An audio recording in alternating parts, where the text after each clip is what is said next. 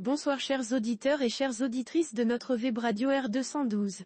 Aujourd'hui, nous avons le plaisir de vous présenter une réflexion signée par Mustapha Sehimi, chroniqueur invité, intitulée La chute de Bachar al-Assad accentue l'isolement de l'Algérie. Voici cet article en podcast pour vous. Sehimi ouvre son propos en mettant en avant les répercussions possibles du changement de régime à Damas de la manière suivante. Si le changement de régime à Damas pourrait ouvrir de nouvelles perspectives dans les relations avec Rabat, la chute de Bachar al-Assad consacre plutôt l'isolement stratégique d'Alger et sa perte de toute capacité d'influence au Moyen-Orient. Quant au mouvement séparatiste, qui a longtemps bénéficié du soutien de la Syrie, il perd un allié important. En poursuivant, Mustapha Sehimi rappelle que la chute de Bachar al-Assad marque la fin d'un règne de 24 ans ainsi. La chute de Bachar al-Assad est la fin d'un règne de 24 ans, et celle aussi d'une dynastie, son père ayant dirigé la Syrie depuis 30 ans, 1970 à 2000. L'histoire est dynamique, pour reprendre la formule de Mao Tse-tung. Elle est cette fois passée par Damas, laissant entrevoir, pour la première fois depuis des décennies, une frêle lueur d'espoir. Un séisme régional et même international, l'incertitude est générale. Le chroniqueur invité met ensuite en lumière la réaction officielle du Maroc ainsi. Le Maroc a réagi, le lundi 9 décembre courant, par la voix de Nasser Bourita, ministre des Affaires étrangères, lors d'une conférence de presse tenue en marge de son entretien à Rabat avec Raila Amolo Odinga, ex-premier ministre du Kenya et candidate au poste de président de la Commission de l'Union africaine au prochain sommet de l'organisation continentale, en février 2025. Il a déclaré à cette occasion que le Maroc est prêt à soutenir toute solution politique qui garantirait les droits du peuple syrien, tout en préservant sa souveraineté sur l'ensemble de son territoire, que le royaume, sous les directives de Sa Majesté le roi Mohamed VI, a toujours adopté une position claire, celle de la préservation de l'intégrité territoriale, de la souveraineté nationale et de l'unité du peuple syrien. Dans cette même ligne, le Maroc exprime l'espoir de voir ces évolutions récentes contribuer à instaurer une stabilité durable pour le peuple syrien, répondre à ses aspirations légitimes et ouvrir la voie à un avenir meilleur. Telle est bien d'ailleurs traditionnellement la position du royaume à l'international et en particulier en direction du monde arabe. Au Maghreb, depuis l'éclatement du conflit interlibyen post-printemps arabe, le Maroc s'est rangé aux côtés du peuple libyen et a appuyé les efforts de l'ONU pour mettre fin à ce conflit. À ce titre, il faut rappeler que le Royaume a abrité les pourparlers politiques interlibyens finalisés par la signature de l'accord de Srirat, en décembre 2015, en vue de la mise en place de nouvelles institutions nationales. C'est cet accord qui, pour les Nations Unies, constitue une base commune et un cadre politique approprié dans une phase transitoire.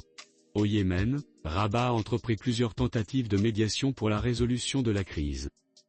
En Irak, la qualité des relations bilatérales a été préservée, le Maroc maintenant sa position constante d'appui à la souveraineté et à l'intégrité territoriale de ce pays. Notre professeur explore ensuite la question des relations tendues entre le Maroc et la Syrie depuis les années 1970, en disant : En direction de la Syrie, les rapports ont été empreints de cycles de tensions alternés avec des actes d'hostilité. Le Maroc a toujours plaidé pour une transition politique. Il a ainsi abrité, en décembre 2012, la conférence internationale des Amis de la Syrie. Une position qui s'inscrit dans la volonté de restaurer la paix, l'intégrité territoriale et la dignité du peuple syrien. Au Liban, ces mêmes principes prévalent. Avec la Palestine, le Maroc a toujours assumé son rôle de défense de la cause palestinienne, Sa Majesté le roi, président du comité Al-Qod, consacrant celle-ci au même rang que la question nationale du Sahara. Pour ce qui est des leviers de renforcement de la coopération interarabe, ce sont les principes de solidarité qui sont priorisés, avec la nécessité d'un engagement ferme en faveur des causes arabes. Le Maroc met en exergue à cet égard la promotion de la paix, de la sécurité et de la prospérité. Il appelle à une vigilance accrue face à la menace terroriste, en mettant à contribution son approche multidimensionnelle. L'Algérie se voulait un pays pivot. Elle n'a plus de capacité d'influence ni en Afrique, ni au sein de la Ligue arabe, ni au Moyen-Orient, et encore moins sous d'autres latitudes. En abordant la situation de l'Algérie, Mustapha Sehimi met l'accent sur l'isolement croissant du pays. Le changement de régime à Damas peut-il ouvrir de nouvelles perspectives dans les relations avec Rabat ? Le Maroc attend le retrait, ou à tout le moins la suspension de la reconnaissance du mouvement séparatiste et la fin du soutien diplomatique et logistique. Qu'en est-il maintenant de l'Algérie ? Dans un communiqué en date du mardi 10 décembre, son ministère des Affaires étrangères réaffirme la position constante de l'Algérie, gouvernement et peuple, et sa solidarité absolue avec la Syrie, pays frère, face aux menaces terroristes qui guettent sa souveraineté, son unité, son intégrité territoriale, sa sécurité et sa stabilité. Les médias algériens parlaient, eux, d'agression terroriste. Cela dit, entre la Syrie des Assad et l'Algérie de Tebboune et de ses prédécesseurs prévaut un référentiel partagé.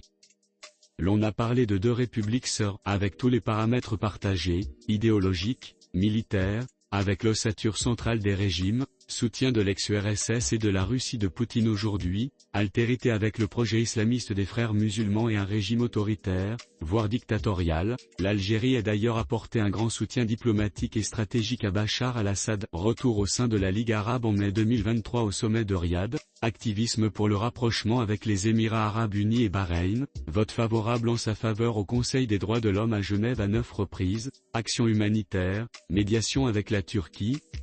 Le changement de régime à Damas traduit une nouvelle reconfiguration géopolitique au Proche-Orient. Elle se dessine de manière de plus en plus accentuée sous l'influence d'acteurs étatiques extérieurs à la Ligue arabe, Iran, Turquie et Israël, et ce, avec des préfigurations de rupture fortes et non maîtrisables. Malgré la régression de Daesh, force est de constater que la menace terroriste et les risques de déstabilisation demeurent préoccupants.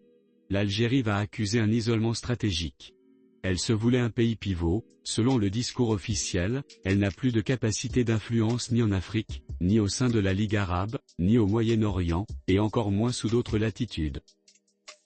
L'auteur conclut en analysant les conséquences géopolitiques de la chute du régime syrien, en ces termes. À l'endroit du Maroc, la Syrie, depuis les années 70 du siècle dernier, avait une hostilité idéologique. Il faut y voir le référentiel du parti Baas.